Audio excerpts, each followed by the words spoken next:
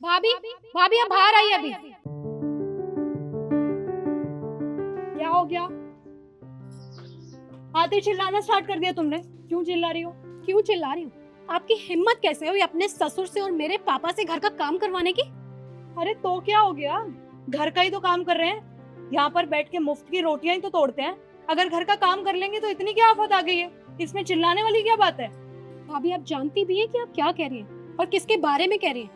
वो मेरे पापा हैं, ये घर इनका है और इन्हीं के घर में इनसे आप झाड़ू पोछा और ये कपड़े धुलवा रही हैं। हाँ, तो यही तो कहना चाह रही हूँ कि ये घर इनका है और इनका बेटा दिन रात मेहनत करता है, तो ये यहाँ पे बैठ के ना मुफ्त की रोटियां ही तोड़ते हैं। अगर काम करा लिया ना तो इसमें इतनी बड़ी बात नहीं हो गई जितना तुम मुझे सुना रही हो।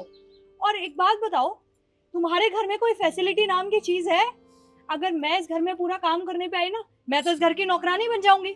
और यहाँ पर मैं शादी करके आई हूँ, मुझे कोई दहेज में नहीं लाए हो तुम लोग जो मुझसे काम कराओगे। और एक बात बताओ, यहाँ पर कपड़े धोने चलो तो वॉशिंग मशीन नहीं है, गर्मी लगे तो एसी नहीं है, कूलर तक नहीं है तुम्हारे घर में, और फिर भी तुम मुझे इतना सुना रही हो। किस मुंह से सुना रही हो? हाँ, वैसे तुम्हें एक बात बताऊं, तुम्हें तो अच्छे से पता है कि मेरे पापा करोड़पति हैं और मैंने आज तक अपने घर में एक गिलास पानी उठाकर नहीं पिया है, पर यहाँ पर आकर मैं काम करूंगी, तुम्हें ऐसा लगता है? हाँ, आपकी इन्फॉर्मेशन के लिए मैं भी बता दूं कि मेरा ससुर भी ना अरबपति है, लेकिन इसका ये मतलब नहीं है कि उस घर में मैं जाके अपने ससुर से काम कराऊं। भाभी, ये आपके ससुर है, आपको खुद शर्म आनी चाहिए कि आप अपने घर का काम इनसे करा रहे हैं। आप जानती हैं, मैं जब इस घर में रहती थी ना तो मैं भी काम करती थी, और जब इस घर से अपने उस घर में गई हूँ ना तो मैंने उसे अपना घर समझा है। क्योंकि जब एक लड़की शादी करके दूसरे घर में जाती है ना तो उसे जितनी जल्दी हो सके उसे अपना घर समझ लेना चाहिए। क्योंकि अगर वो उसे अपना घर और अपना परिवार नहीं समझेगी ना तो उसी के लिए ही मुश्किल होगी, जैसे कि आपको हो रही है। आपने कभी इस घर को अपना घर समझा ही नहीं है। हाँ, नहीं मानती मैं इस घर को अपना। अब वैसे भी तुम्हारा फालतू का ज्ञान सुनने के लिए मैं यहाँ पे खड़ी नहीं हूँ, ना ही मेरे पास इतना फालतू का टाइम है। तो अपनी शक्ल उठाओ, निकलो यहाँ से। भाभी, ये घर मेरा भी है। अगर मेरी शादी हो गई है तो इसका ये मतलब नहीं है कि इस घर में मेरा कोई हक नहीं है। और भाभी देखिए, आप मेरे पापा से आज के बाद कोई काम नहीं करवाएगी, क्योंकि मुझे तो बिल्कुल भी अच्छा नहीं लगा ये सब देख के। अच्छा, तुम्हारी बात मैं क्यों मानने लगी? और ये जो ज्ञान दे रही हो ना तुम मुझे फ्री का, ये अपने भैया को बताना जाकर, मुझ पर नहीं चलेगा, आई समझ? बहन, तू कब आई? तूने मुझे बताया भी नहीं। भैया आप ये सब छोड़िए, मैं आपको बताती हूँ कि आपके पीठ पीछे से भाभी पापा के साथ क्या करती हैं। आप जानते हैं वो पापा से घर का सारा काम करवाती हैं। बेटा, चुप। पापा बस कीजिए, आज मैं आपको आपकी बहू की कोई भी बात पे पर्दा डालने नहीं दूंगी। भैया, मैं बिल्कुल सही कह रही हूँ, भाभी पापा से सारे घर का काम करवाती है, आप पूछिए ना इनसे। रिद्धि, ये मेरी बहन क्या कह रही है? तुम मेरे पापा से घर का काम करवाती हो? क्या ये सब कुछ सच है?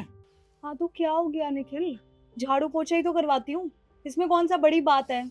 तुम एक बात बताओ, तुमने क्या बोला था मुझे कि अगर तुम मुझसे शादी करके आओगी तो इस घर में तुम्हें बहुत इज्जत मिलेगी, बहुत शांति से रहोगी, बहुत खुशी से रहोगी। ये इज्जत मिल रही है मुझे? तुम्हारी बहन यहाँ पर आके इतनी देर से मुझे सुनाई जा रही है और तुम मुझसे उल्टा क्वेश्चन कर रहे हो। और हाँ, करा लिया काम तो इसमें इतनी बड़ी बात क्या हो गई? मैंने आज तक अपने घर में नहीं किया काम, तुम्हें यहाँ पे भी कैसे करूँ? और तुमने क्या बोला था कि मैं तुम्हें अच्छे से रखूंगा? यहाँ पर फैसिलिटी नाम की कोई चीज नहीं है यार। कपड़े धोने चलो तो वॉशिंग मशीन नहीं है तुम्हारे घर में, कुछ है यहाँ पर? क्या काम करूं मैं? देखो, मैं तो नहीं धो सकती हाथ से कपड़े, और ना ही मैं इतनी गर्मी में रह सकती हूँ। और अगर मैंने तुम्हारे पापा से काम करा लिया ना तो मुझे नहीं लगता मैंने कुछ गलत किया है। ये क्या बकवास करे जा रही हो तुम? तुम्हें अच्छे से पता है कि डॉक्टर ने मेरे पापा को आराम करने के लिए कहा है।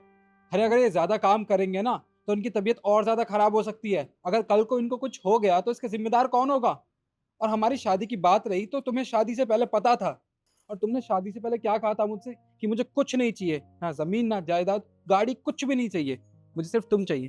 अरे तुमने मुझसे कहा था शादी करने के लिए, हम दोनों की रजामंदी थी, तुम्हें सब कुछ पता था। और अब तुम अपना असली रूप दिखा रही हो, मेरे पापा से घर के काम करवा रही हो, और तुम्हें घर में टीवी फ्रिज और एसी चाहिए। क्या असली रूप दिखा रही हूँ? हाँ, ठीक है, शादी से पहले मानती हूँ मैंने ये सब कहा था, पर शादी हुए ना 1 साल हो चुका है। 1 साल में तुम इतनी फैसिलिटी नहीं जमा कर पाए मेरे लिए, हद होती है। और ये तुम्हारी बहन इतनी देर से सुना रही है, तुम्हें इस पे तो बहुत बुरा लग रहा है कि तुम्हारे पापा से मैंने काम करा लिया। तुम्हारी बहन इतनी देर से मुझ पर चिल्लाए जा रही है, उसको तो तुम कुछ नहीं कह रहे हो। देखिए भाभी, मेरा इंटेंशन आपको हर्ट करने का नहीं था, और मैं आप पे चिल्ला रही हूँ तो इसका ये मतलब नहीं है कि मैं आपकी इज्जत नहीं करती। मैं आपकी पूरी इज्जत करती हूँ और आपको दिल से अपनी भाभी मानते हूँ।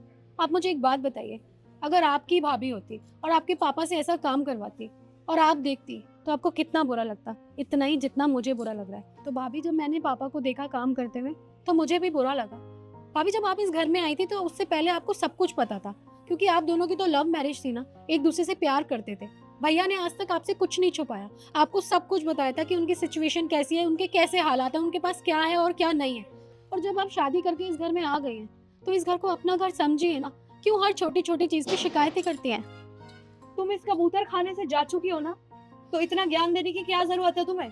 और तुम डिसाइड कर लो, या तो ये इस घर में आएगी या तो मैं रहूंगी। सिद्धि, तुम बिल्कुल ठीक कह रही हो। यीशु, तुम्हारी शादी हो चुकी है, वो भी अच्छे परिवार में। अब वो तुम्हारा घर है, ये नहीं तुम जब मन चाहे तब यहाँ पे उठ के चली आती हो। अब तुम वहां रहोगी, यहाँ कभी नहीं आओगी, समझ गई तुम? सुन लिया क्या बोला तुम्हारे भैया ने, तुम यहाँ पर नहीं आ सकती, अब जाओ यहाँ से। रिद्धि, मैं एक बात तुमसे भी कहना चाहता हूँ कि तुम भी ना अपने मायके कभी नहीं जाओगी। जब तक मैं चाहूंगा तब तक यहाँ रहोगी तुम। क्यों? मैं क्यों नहीं जा सकती अपने मायके? तुम कौन होते हो मुझे रोकने वाले? क्यों भाई? जब तुम मेरी बहन को कह सकती हो कि ये कभी अपने मायके नहीं आ सकती, इसे अपने ससुराल में रहना चाहिए, तो ये रूल तो तुम पे भी अप्लाई होता है ना। ये भी तुम्हारा ससुराल है, तुम यहीं रहना चाहिए। तुम क्या करोगी अपने मायके जाके? हाँ, वैसे भी तुम्हारे घर वालों ने दिया क्या है हमें? कुछ भी नहीं दिया ना। तो बस डिसाइड हो गया कि तुम अपने मायके कभी नहीं जाओगी। अगर तुम्हारा ज्यादा मन कर रहा है ना अपने मम्मी पापा से मिलने का, तो मैं एक काम करता हूँ, ससुर जी को फोन लगाता हूँ और उनसे कहूंगा कि आके अपनी बेटी को ले जाए वापस, क्योंकि उनकी बेटी को मैं डिवोर्स देने वाला हूँ। क्योंकि उनकी बेटी यहाँ गरीबों के घर में एडजस्ट नहीं कर पा रही ना, इसलिए। नहीं नहीं विशु, प्लीज तुम मुझे माफ कर दे। मैं कोई भी नहीं होती तुम्हें यहाँ पर आने से रोकने वाली। ये तुम्हारा घर है, था और रहेगा। और जिस उम्र में मुझे इनकी सेवा करनी चाहिए, उस उम्र में मैं इनसे काम करवा रही हूँ। गलती मेरी ही थी, और इतना उल्टा सीधा बोलने के लिए भी मैं तुमसे माफी मांगती हूँ। देखिए भाभी, आप मेरे आगे ऐसे हाथ जोड़ के मुझे शर्मिंदा मत कीजिए। आप रिश्ते में भी मुझसे बड़े हैं और उम्र में भी मुझसे बड़े हैं। मैं बस आपको समझाना चाहती थी और कुछ नहीं। अच्छा, तुम लोग बैठो, मैं तुम्हारे लिए चाय बना के लाती हूँ। अरे आप अकेली क्यों जाएंगी? आप दोनों बैठिए, हम दोनों चलते हैं, चलिए। ठीक है।